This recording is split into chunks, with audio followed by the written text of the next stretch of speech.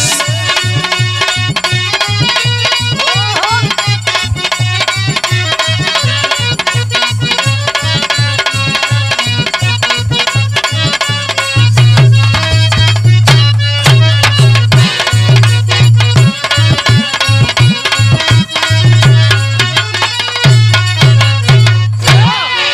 प्यारे साथियों, Anjali recording studio Maryadpur जनपद मऊ, हम बिरहा गायक गौरी शंकराचार्य पुनः आपका हार्दिक अभिनंदन वंदन स्वागत करते हुए एक बिरहा का प्रसंग बा विमलेश, तनिसा स्वर दे दो बना के। तो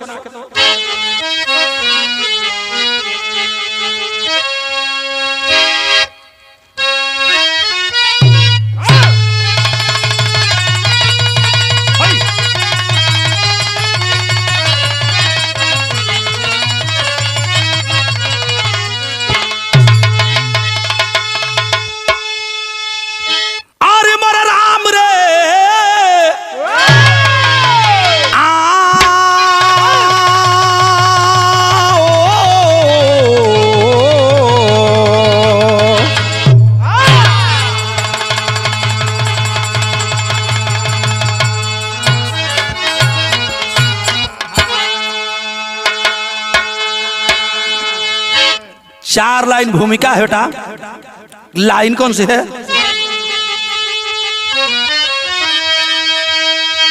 क्षीर सागर में एक दिन कही शर्त लक्ष्मी कि पुरुष गर है साहिल तो नारी समंदर। विष्णु कहे चाहे जब या जमा लो, नारी सदा रहती पुरुषों के बल पर। लगी शर्त भारी लिया जन्म लक्ष्मी, बनी कमला रानी जो काम रूप अंदर। गया लाल विष्णु लिए जन्म जल में, और मछली के पेटे से भय गुरु मछंदरे।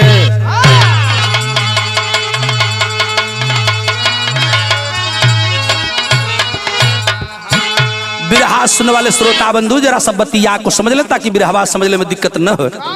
एक बार का बात बा शंकर बाबू, भगवान विष्णु माई लक्ष्मी के लेके क्षीर सागर में पड़ल। लक्ष्मी जी पैर दबावत रही, मेहरारू को जात भुन भुनाए लगली। विष्णु जी कहला का मार भूसुरात हो। लक्ष्मी जी कहली कि हमसे गोड़ दबावत हुआ, कीड़ा पल्ले के खाली जही पानी में रहबा और तो कोनो काम तो हरबा ना।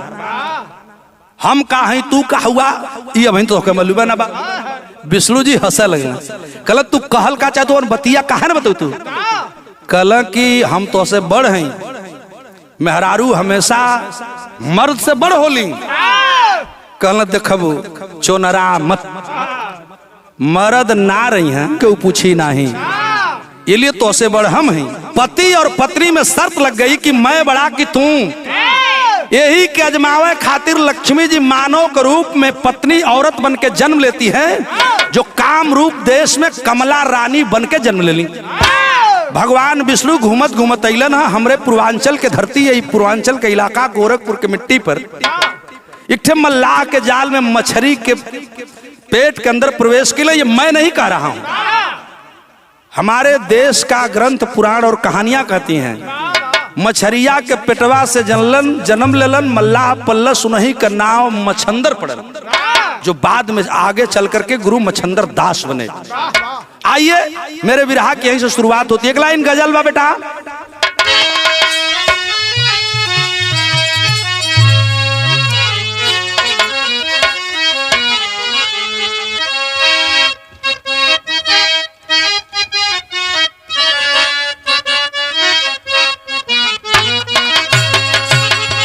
वही गजल है कि बसीयक, अरे बसीयक, अरे यार दुनिया है इसी संसार के नीचे।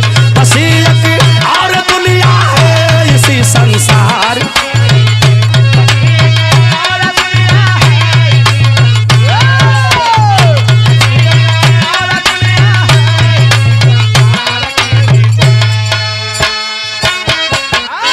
बसीयक, अरे यार दुनिया है इसी संसार के नीचे। पड़ गया सखियों का झूला रे कदम के डार के नीचे।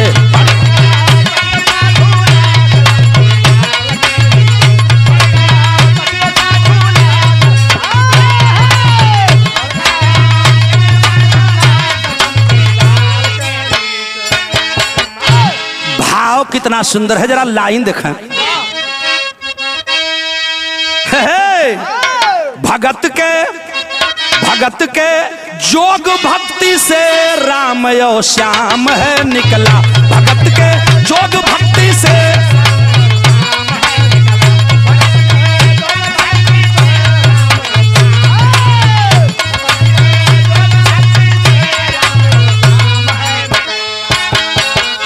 धीरे धीरे वह बालक मछंदर दास जब सयाने होने लगे, दुनिया के मोह माया से कोनो मतलब न बा, भक्ति और जोग में मन रमाने लगे और इतने बड़े चर्चित भक्त हुए, जोगी हुए कि लोग कथा में बताते हैं। क्या भाव है, कवि ने लिखा है कि भगत के जोग भक्ति से राम यो श्याम है निकला, मछंदर के ही खजड़ी से अलख का नाम है निकला, मछंदर के ही खजड़ी से अलख का, मछंदर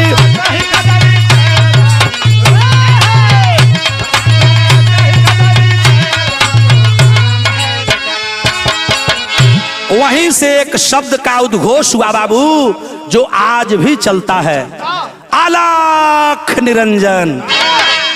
बिरहा में भाव की शुरुआत हो गई सर से। कौन सर विमलेश? अरे गेरुआ बसन रमाए मछंदर बने जोगी, नारी के मोह चाल से पुरुष बना है भोगी।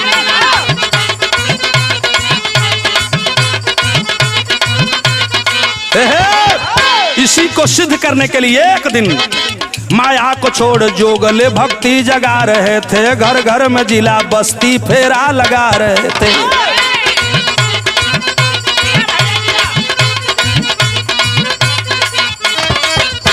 चैतन्य एक बाझिन है, बाबा जी से बोली, एक पुत्र दे दो बाबा, खाली है मेरी झोली।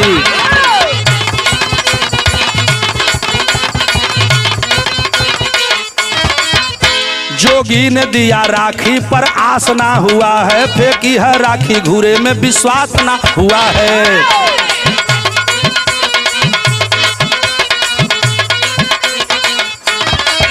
अब बीता 12 बरस बाबा दूरे से आ गए हैं, गोबर में गोरखनाथ जी घूरे से आ गए हैं।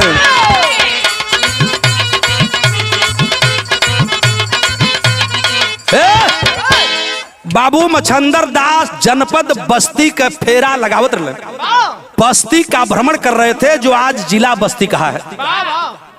जिला बस्ती में घरे घरे घूमत रहलन, एक दरवाजे से गुजर रहे थे, कुछ मांग करके पेट भरना है। एक ठे दुआरी पर गईला, मड़ई का घर रहा, एक ठे औरत निकलिन, देखे में उम्र अधेड़ हो गल बा, लेकिन बड़ा प्रेम है उस औरत में। योगी मछंदर दास बैठ गए, बातों ही बातों में पता चला कि वह औरत बाझिन थी, कोई पुत्र नहीं था, ओके कोनो पुत्र न रहल, ओके पुत्र का बड़ी लालसा रहल। दुखियारी मन से औरतिया बैठल बा, मछंदर दास कहलन कि बच्ची बड़ा गमगीन दिखाई दे रहे हो भक्त, कोई दुखड़ा है तो हमसे कह सकती हो। कहला सरकार का कहीं दुनिया बड़ी बहुरंगी है, सब कुछ बा, भगवान एक ठे औलाद न दिली है, तकलीफ बा। वही जाऊ लड़किया वो औरतिया गुरु मछंदर दास से एक पुत्र मंगलस।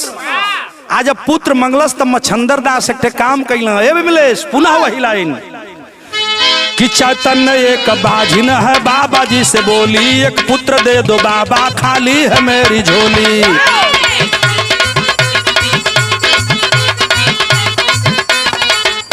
जोगी ने दिया राखी पर आस ना हुआ है, फेंकी है राखी घूरे में विश्वास ना हुआ है।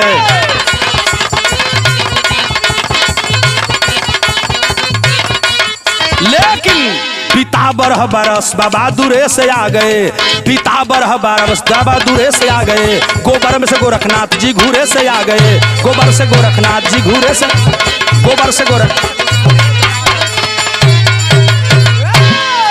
बाबूजी अपने झोरिया से थोड़ी भभूत निकलन शक्कर निकाल के औरतिया के दहलन, कलन की लो बच्ची इस भभूत का सेवन कर लेना और तुम्हारा एक सुंदर पुत्र पैदा होगा। औरत कहल सही राखी, इस जोगिया पगलाल हका हो, हमके राखी दे के कहत कि तोर लइका हो के खाए जा। वह औरत उस राख को लेकर के सोचती रही। गुरु मच्छंदर दास वहां से चले गए। उनके गईला के बाद वो गईल रखिया लेके गईल, कल राखी वही घुरवा पर फेंक दिलस। दरवाजा पर घूरा रहा, घूरा पर राखी फेंक दिलस। समय व्यतीत होने लगा। एक नहीं धीरे धीरे 12 साल का वक्त बीत गया। कवि गवैया लेखक विद्वान लोग बताते हैं कि जब 12 वर्ष बीतल न पंचो, तो एक दिन मच्छंदर दास घूमते हुए बस्ती के नगर में वही बाझिन के दरवाजे पर पहुंचलन। बच्चा भक्तिन अलख निरंजन, जरा मेरा बालक दिखा दो, मेरा बच्चा कहाँ है, उसे बुलाओ। तो बजनिया और तिया निकलल, कल के जोगी महाराज तू? कल हाँ भक्तिन, जरा मेरे बेटे को बुलाओ, पट दो। आसन लगा के बैठ गई। कल कि बेटा देहला राखी मांगत हुआ बेटा, फेंक दली रखिया। गुरु मच्छंदर दास बड़ा घबरा गए। कल कि कहाँ हो, आखिर में कहाँ फेंकले हो, यह बता दे, तू हमारे बाबू के फेंक देलू। सोच में पड़ गए गुरु मच्छंदर दास। लोग बतावल हो कि वहीं बैठ के घूरे के पास रोने लगे। और जब घूरे के पास रोने लगे, रोते रोते भक्ति में एकदम मस्त हो गए। और गुरु मच्छंदर दास वहीं आसनी लगा लिए। लोगन के बोलूलन ना, जब लोगन के बोलूलन घुरवा पर से कहला कि भैया तने घुरवा कर रखिया टार दल। धीरे धीरे जब वो घूरा खनाए लगल तो लोग कहल कि 12 बरिस बीत गई रहल, 12 बरिस पहले वो भभूत में फेंकल गई रहल। ये मैं नहीं कह रहा हूं, मेरा देश कह रहा है, ग्रंथ पुराण कह रहा है। 12 साल के बाद गुरु मच्छंदर दास जब घुरवा खनवौलन तो चंदन बाबू वही घुरवा में से 12 साल का लइका निकलल। वही लइका का नाम गुरु मच्छंदर दास धैलन गोरख। गोबर से पैदा भइल हुआ, इसलिए सर सहला के वही लइका का नाम रख दिलन गोरख। माई जब देखलिन बेचैन हो गई, कहली कि जोगी महाराज हमारे बबुआ के दे दा। लाड प्यार करने के बाद, दुलार करने के बाद जब बच्चे गोरख को सौंपने लगे उस औरत को, गोरख बबुआ जिद कर दिया कि जवन माई हमके जन्मावे के क्षमता ना रखत बाटी, ओ माई के हम रहब कैसे? ए गुरुजी तू हमके पैदा कैले हुआ तो तुम्हें लेके चला। जिद कर दिए बालक गोरख। गुरु मच्छंदर दास समझाते रह गए, नहीं माना बालक गोरख। जब लड़का के लेके गुरु मच्छंदर दास गोरखपुर की तरफ गोरख को लेकर चलने लगे, वह बस्ती की औरत जोगी से एक सवाल करती है, जवन ए शंकर, आजकल भी भजन में संत लोग गावल जो बिरहिया बड़ा तेज गावत हम, उस समय वो औरत बात के कहले रहल। गुरु मच्छंदर दास से वो बझनिया एक बात कहलस। का कहलस? हमारा बिरहा में लाइन बा मिलेश,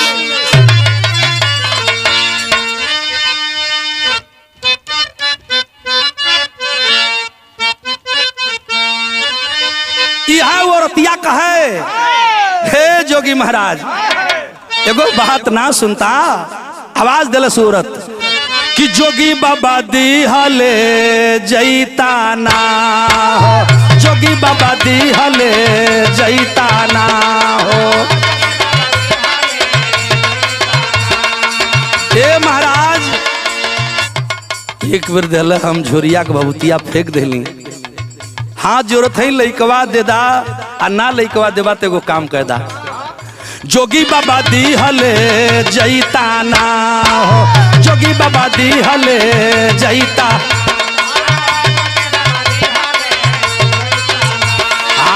अपन ही झोरी या के भाभूतिया, अपन ही झोरी या के भाभूतिया, जोगी बाबा दी हले जैया ना। जोगी बाबा दी हले।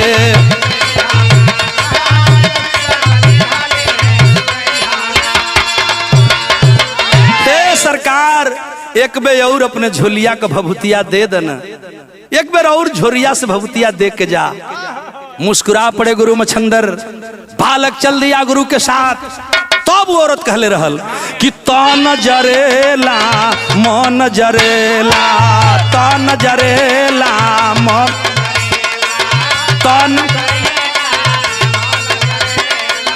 बेटावा भी ले हला छीन, ये साधु बेटावा भी ले हला छीन।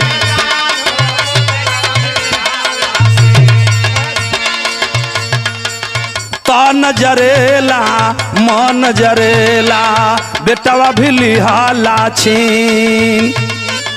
यही जिंदगी के कवन भरोसा, यही जिंदगी के कवन भरोसा, यही जिंदगी के कवन भरोसा,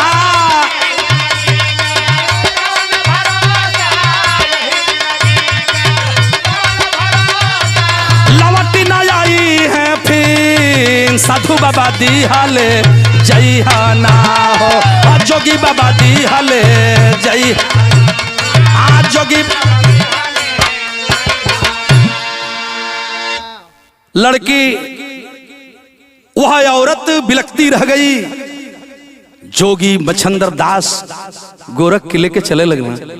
आज जब आगे बढ़लन बाबू गुरु गोरखनाथ को लेकर के अपने मठ पर आए।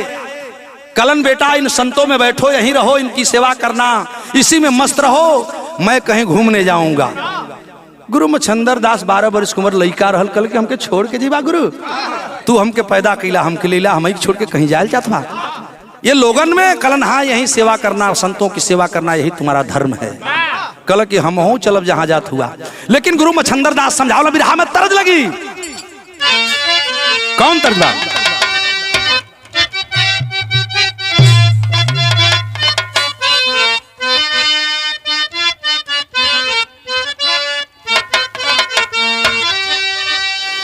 मकई में चिराई, अरे मकई में चिराई उड़ावा ताड़ू हो, मालूम होला कोनो यार के बोलावा ताड़ू हो, मालूम होला कोनो यार के बोलावा ताड़ू, मालूम।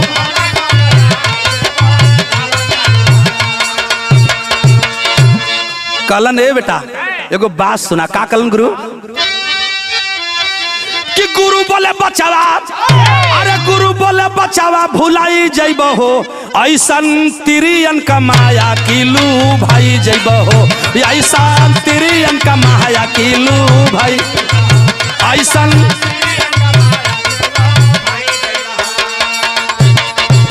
ये बेटा यह दुनिया बड़ा मायावी है, तरह तरह के लोग हैं, तरह तरह की यहाँ बस्तियां हैं। तुम यही भक्ति भजन में मन रमाओ, मैं जा रहा हूं भ्रमण करके फिर वापस आऊंगा। तुम जाओगे तो अभी उम्र तुम्हारी नहीं है, लड़का हुआ कहीं फंस जीवा हो जाए दिक्कत। कलन की तब कला इन संतों के पास रहना है। गुरु मच्छंदर दास काम किए काम, हाँ शिक्षा दिए गोरख चाट संतन का चंदनवा रामा, शिक्षा दिए गोरख चाट संतन का चंदनवा।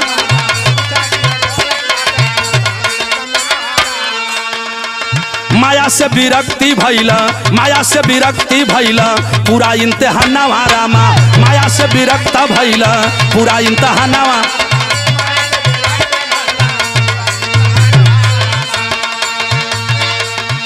माया से विरक्ति भइला पूरा इम्तिहानवा रामा। तब गुरुजी कहें कि जैब काम रूप जोगावा, जैब काम रूप जोगावा जगाई जैब हो, ऐसन तिरियन का माया की भूलाई जैब, ऐसन तिरियन का माया की भूलाई।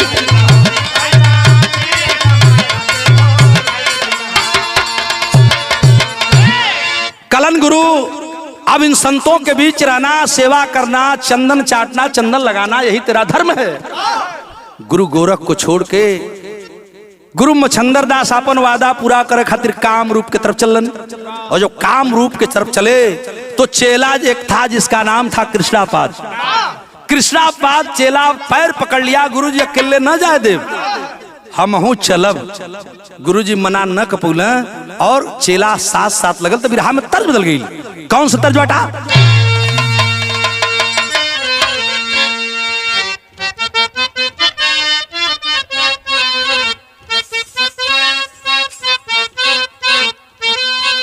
वह तर्ज बा किया जाए कदसिया बिहान दुई दसिया तिरसिया की, आ जाए कदसिया बिहान दुई दसिया तिरसिया की, हुई है सखी का गावा नावा तिरसिया की। यही गीत के बड़के भैया बेचन भैया अपने जवानी में गौला कि पियतावा बीड़िया फुकतयाव धुआवा उड़त आवे आ कचहरिया से बलमा खोखतयावे। लेकिन अरे कृष्णा पाद चेला साथे, अब कृष्णा यादव चेला साथे बाबा ले गुदड़िया सजावे लागे आ बाबा झूमी की खजड़िया बजावे लागे। के दली दे सत्रिया राजा धुनिया रामाई कमला मंगला 1600 सहेली साथे आ तिरियन के देखी भागल चेला ले लकड़िया बजावे लागल। लेकिन बाबा झूमी के खजड़िया बजावे लागे। धीरे धीरे गुरु मच्छंदर और चेला कृष्णा याद के दली देश कामरूप पहुंचे, जहां की रानी बाबू कमला और मंगला दूठे बही रही। लोग बतावला कि जादूगरिन रही। उस राज्य में प्रतिबंध था कि इस राज्य में केवल औरतें ही प्रवेश कर सकती हैं।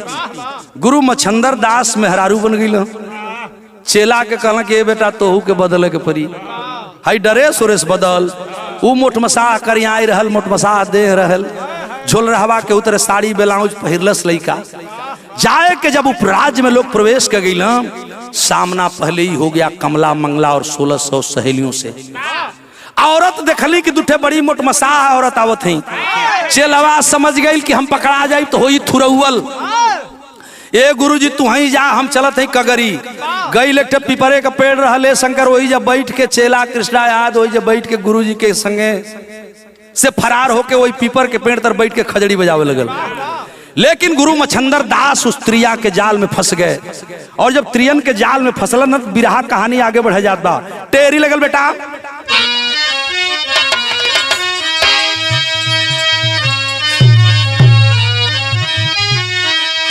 अरे बैरागी बाबा भोगी हो गए, अरे बैरागी बाबा भोगी हो गए।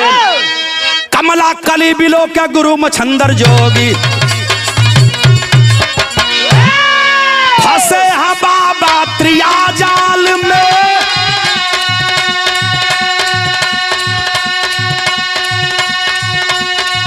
अरे जोगी जोग भुलावे हो,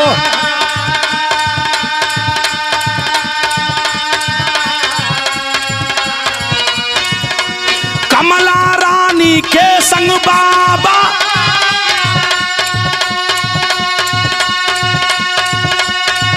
अरे भगती भोग लगावे हो।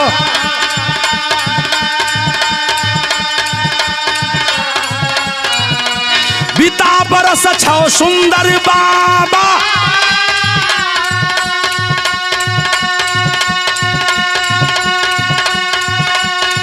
पंचो एक पुत्र जन्मावे हो।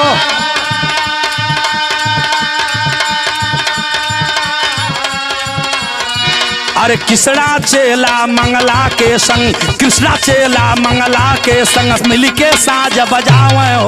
अरे मिल के साज, अरे मिल के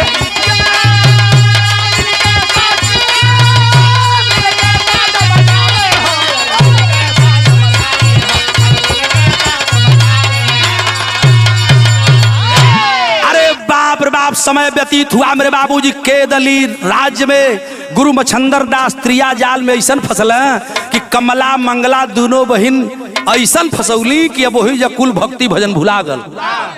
गुरु जी का भुला गल, चेलो को भुला गले शंकर।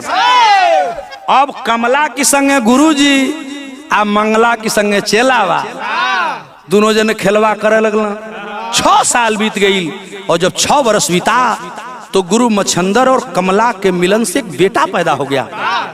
एगो लड़का पैदा हो, लड़का के लेके खिलावत हो। 6 साल बीत गई। इधर गोरखपुर के धरती पर, बस्ती के धरती पर गोरखनाथ तो बल्लक बालक कल गुरु जी गईला केदली राज घूम, त्रिया राज घूम गईला, केदली राज घूम गईला। अब ले अइला ना, कोनो खोज खबर पता भी ना लगत बा। हमके कम से कम चेला है तो गुरु का पता भी तो लगावक चाहिए। आखिर गुरु जी गईला कहाँ? यह बतिया सोच के गोरखनाथ घबरा गिला और गुरुजी के पता लगाने के चक्कर में पड़ गए। देखलाई तरज लग गई। कौन तर्ज बात नहीं, और बढ़ जाओ।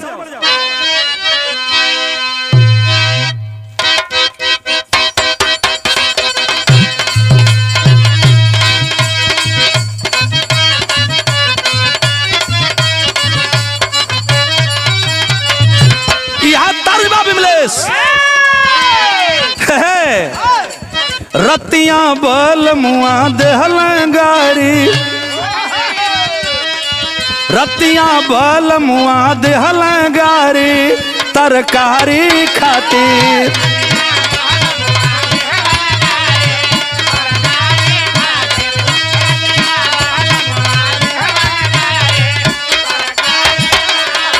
साखी तरकारी खातिर, हे हो तरकारी खातिर।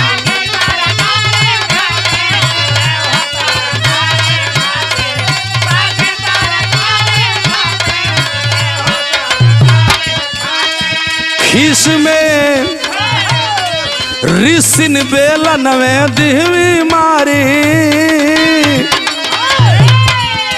लेकिन गुरु गोरखनाथ घबरैला, गुरु कहवा गैला, गुरु गोरखनाथ घबरैला, गुरु कहवा गैला।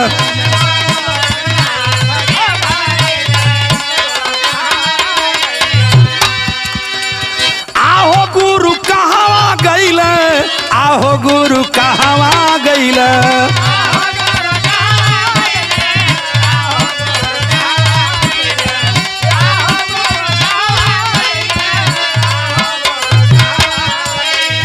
पातावा लगावत चाली भैल, पातावा लगावत चाली भैल, गुरु कहवा गैला। पातावा लगावत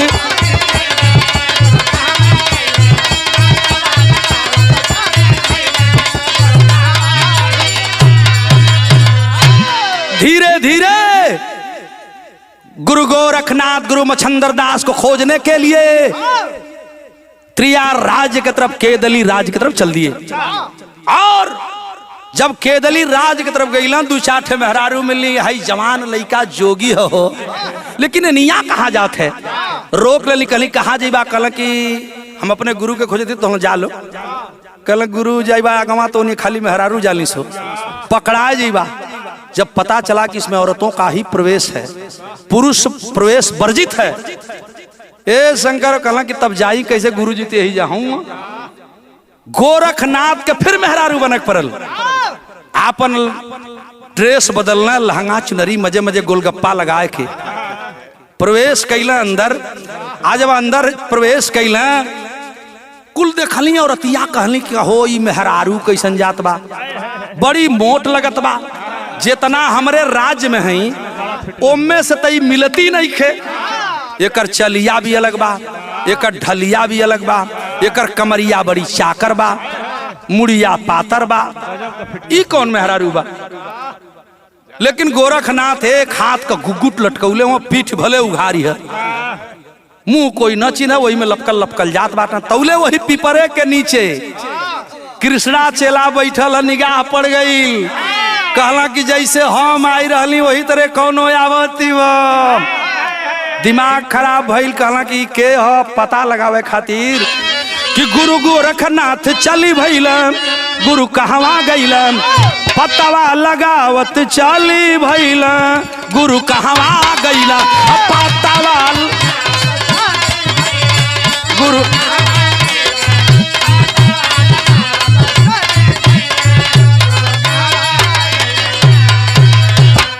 मिले चेला दासी साथे, भेदवा बतावे रामा।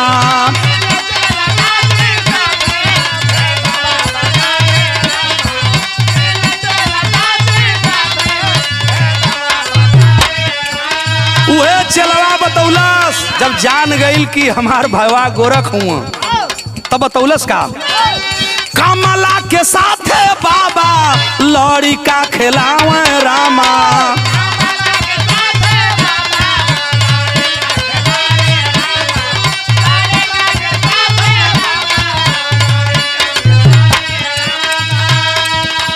गुरु से मिलने के लिए चेला को वही काम करना पड़ा जो हम पहले बतौल रही हम। गोरख लुगाई बनी गईले, गोरख लुगाई बानी गईले, गुरु कहवा गईले, गोरख लुगाई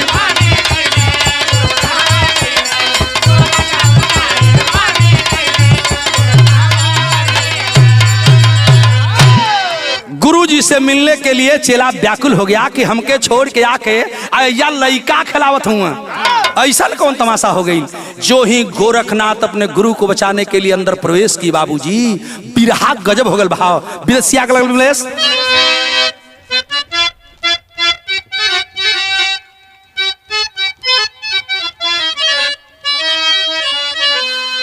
कि झोलिया में गुदारिया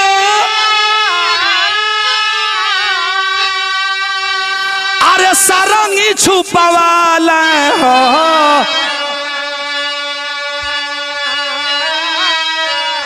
तौले कमला मंगला संगवा देखाई गईले बाबाजी।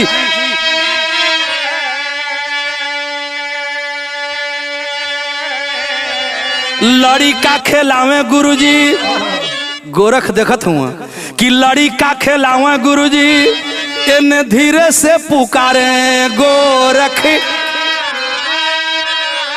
लेकिन सुने ना भजनिया भूलाई गईले बाबाज।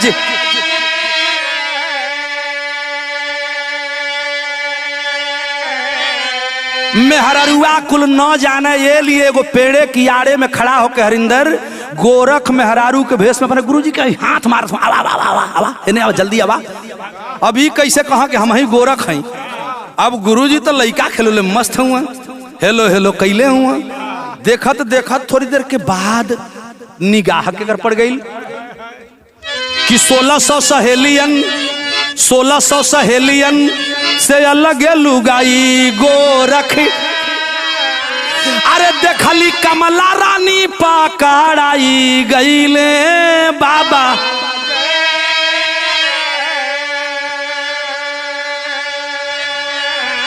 वही गुरु मच्छंदर दास के बगलिया में कमला रानी बैठ रही।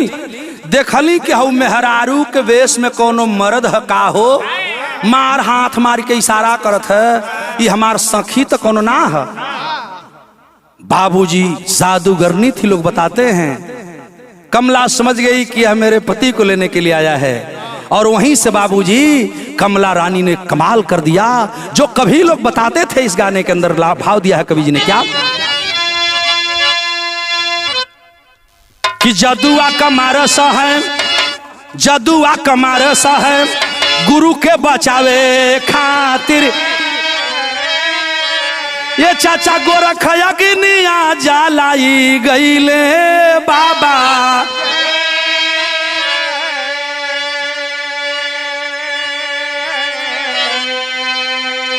कमला रानी वहीं से जादू चलाना शुरू करती है, और लाख जादूगरनी जब तक गुरु की शक्ति थी चेले के अंदर तब तक तो जादू बर्दाश्त करता रहा। एक बार वार करती है अग्निवार से, जादू चला दिलिन कमला, और अग्नि गोरख को घेर लेती है। गुरुवे नमः गुरुवे नमः, चेला गुरु के भजन गा रहा है, लेकिन अगिया इतना घिरलस कि धीरे धीरे वो याग के अंदर गोरख जिंदा जलने लगे। जब जरा लगलन वो गुरुजी कह के चिल्लात हुआ। गुरुजी तो मस्त हुआ, इनका ध्यान उधर बटलन बा। धीरे धीरे भैल का बिरहा गजब हो गल पापट में कि अलख निरंजन कही के आंखें खोला बोला बाबाजी। कूदे अग्नि में गोरख जल गए, चोला बोला बाबा।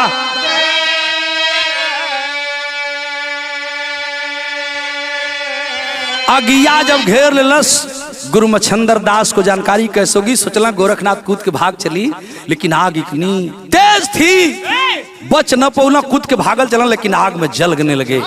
और जब गोरख जलने लगे, चित्कार निकलने लगी, जब आवाज निकली, गुरु मच्छंदर दास का ध्यान गई लोहर होखा का जात बा।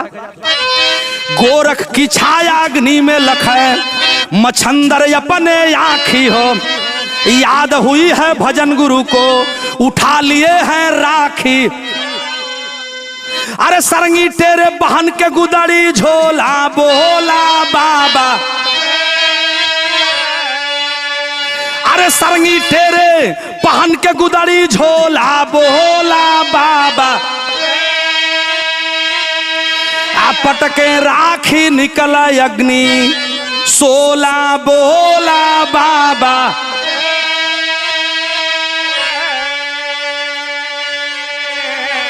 गुरु की भजन गाता हुआ, गुरु की रटन लगाता हुआ गोरखनाथ तो यज्ञा में जल गई ना। जब चेला जल गया तो गुरु का ध्यान टूटा, हमें कोई बुला रहा है। गुरु मछंदर दास ध्यान मग्न भइल तो देखल कि हमारे बगलिया में जो अगिया जरत हो में गोरख जलत हुआ, फेंक दिए लड़के को, त्याग दिए गुरु मछंदर दास। उस राज्य को उठा लेना सरंगी गुदरी झोली। याद आ गई भजन, जब चेला के याद आई गुरु का हृदय कांप गया और अइला वो जरत यज्ञा से शंकर राखी उठोलन। और उसी राख से जिससे गोरखनाथ को पैदा किए थे, दोबारा जब गोरख जल गई ना तो वह राख गुरु मछंदर दास उठौलन और वही रखिया से दोबारा का कर जाता हूं। आल्हा लगी बेटा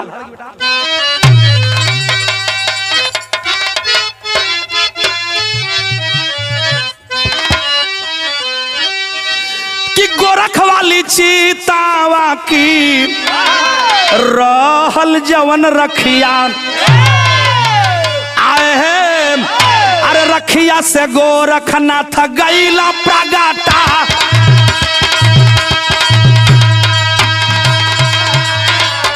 भैया रखिया से गोरख फिर गईला प्रगाटा।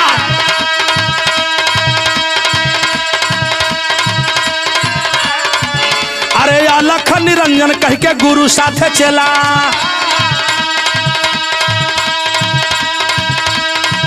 अरे गुरुवर मछंदर के चल लिया। आगे आगे गोरख पीछे पीछे हो मछंदर,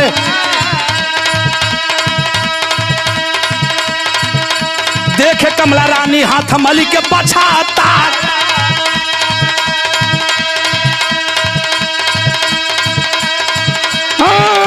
जदुआ चलावे कमला गुरु गोरखा पर,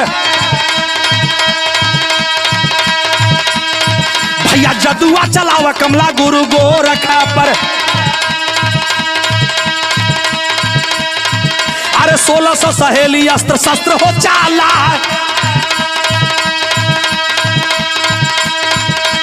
लेकिन खट खट तेगवा गुदड़िया पर बाज। बाबू खट खट तेगवा गुदड़िया बाबा। अरे कमला मंगला वाला जादू गईला वो राह,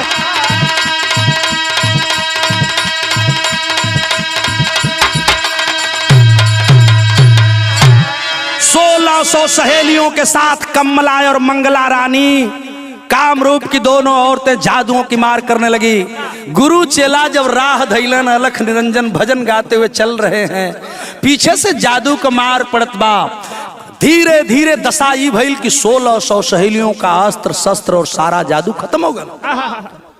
गुरु को लेकर के शिष्य चल दिया और जब मोह माया से निकाल करके चेला चला है तो निकलते वक्त गेट के पास जब आए तो गुरु जी अपन खजड़ी निकलना करना चेला तनी से रुक जा, एगो अब हमके खेला करेदा। वहीं मछंदर दास गुरु गोरखनाथ के कहने पर एगो काम कैलन। का कैलन बेटा कि उल्टी खजड़िया बजाए बाबा गोरख, ये चाचा उल्टी खजड़िया बजाए बाबा गोरख। अब त्रिया राजा त्रिया के मोहित बनाए, अरे त्रिया राजा त्रिया।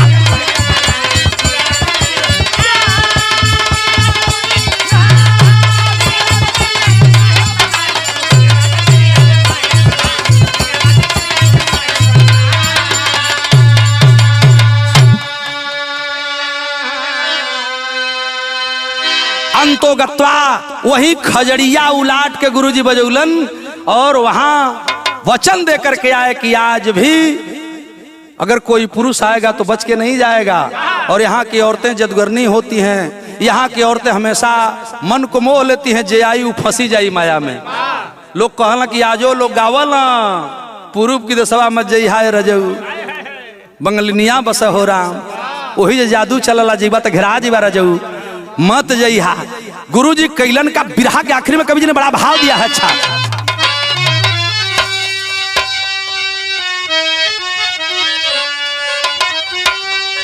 कि केदली देश के गुरु मछंदर,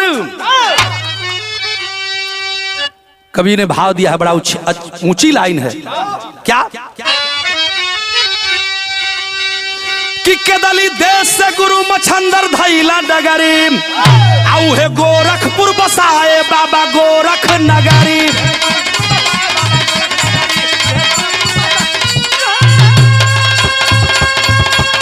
जिया भैया जिया,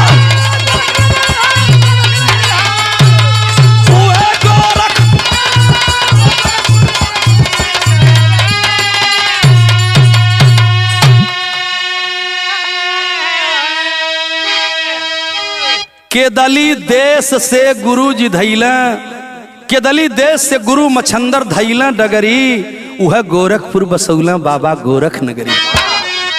अरे गोरखपुर में गोरख अला गुरु जी के साथ हो, आ कमरू में कमला का लड़का भैला कमलनाथ हो।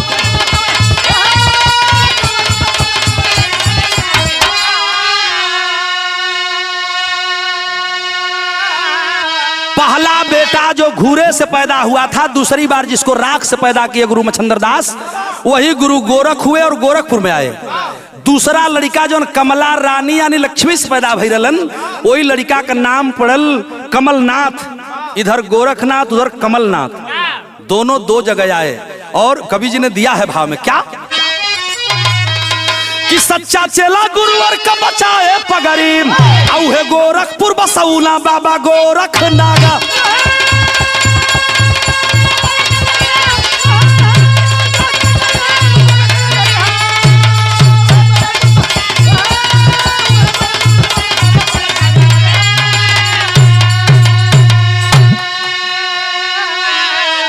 शिक्षा और दीक्षा जोगी पंथ नारी त्याग हो, माया से विरक्ति भक्ति जीवन बैराग हो।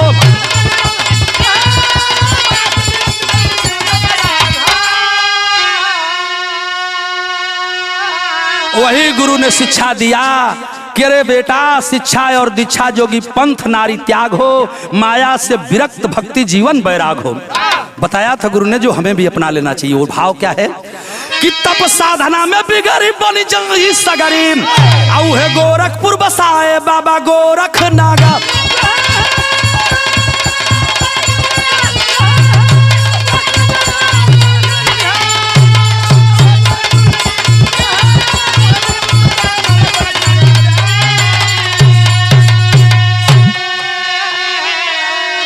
कमरू देश में कमलनाथ और गोरखपुर में गोरखनाथ आए। बहुत बड़ा मठ है। वही गोरखपुरनाथ की बात कर रहा हूं, जहां गुरु गोरखनाथ की नगरी, जहां के रहने वाले तमाम संत हुए, तमाम मूर्तियां लगी हैं। जाने के बाद एक बार गोरखनाथ मंदिर को जरूर देख लीजिएगा। और मैं वहीं की बात कर रहा हूं जहां के आज के यशस्वी मुख्यमंत्री हैं माननीय योगी आदित्यनाथ जी। उसी गोरखनाथ पंथ पर धीरे धीरे चलते चलते आज तक आती है कहानी। बिरहा के आखिर में कवि ने भाव दिया है, गुरुदिल मोहम्मद राम सेवक सिंह सीओ बदन हरी, कभी गया लाल जगलू यादव जगधारी रंग, अरे बैरागी बाबा भोगी हो गए, आचार्य गौरी शंकर की शारदा होगी, बैरागी बाबा भोगी।